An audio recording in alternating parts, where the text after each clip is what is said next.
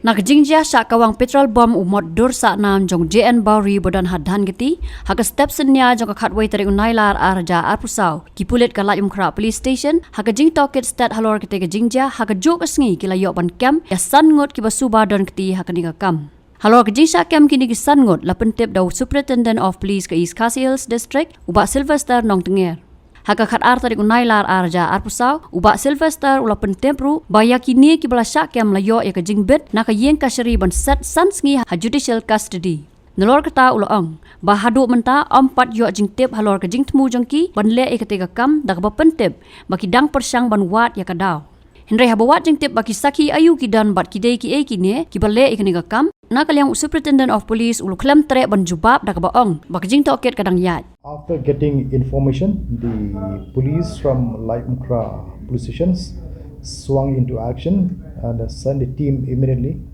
So they have done all the investigation, this and that. And in this connection, 5 persons were arrested and they have been produced to court and also already sent to judicial custody.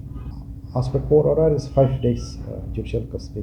The case is still under investigation. So right now I can't say what was the reason, but the IOs are making a good effort to establish why they attempt and why they attack in that particular area.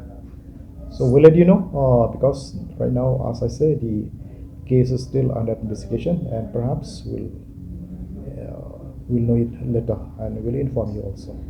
Right now, only 5 were arrested.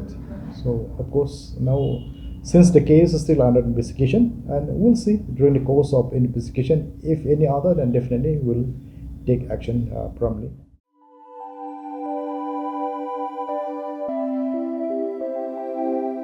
Kon ba iet, ngiju syat jing baman lah kasngi.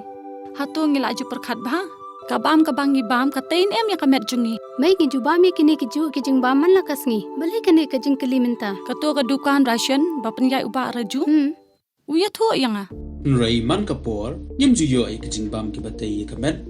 Ki balong ka daw jong ke jing pang anemia pat ke jing brie jong ki kmat.